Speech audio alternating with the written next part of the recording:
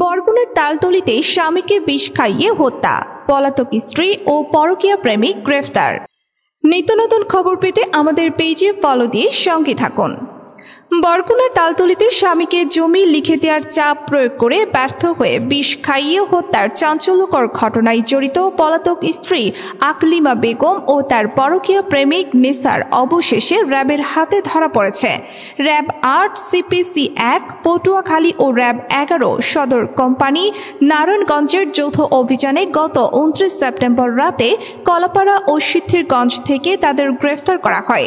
তদন্ত সূত্রে জানা যায়, নিহত মাসুম বিল্লাহ দ্বিতীয় স্ত্রী আকলিমা বেগমের অবিরাম নির্যাতন ও জমি লিখে দেওয়ার চাপ সহ্য করে আসছিলেন।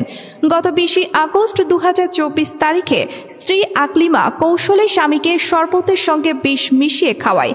এরপর মৃত্যু যন্ত্রণায় ছটফট করতে থাকলেও আসামিরা পালিয়ে যায়। পরে মাসুম বিল্লাহ চিকিৎসাধীন অবস্থায় রাতেই মৃত্যুবরণ করেন। এ ঘটনায় নিহতের বড় ভাই গোলাম কবির বাদী হয়ে আকলিমাকে প্রধান আসামি করে তালতলী থানায় হত্যা মামলা দায়ের করেন। মামলা নাম্বার ১৭, তারিখ ২২-৮-২০২৪, ধারা ৩০২/৩৪ পেনাল কোড।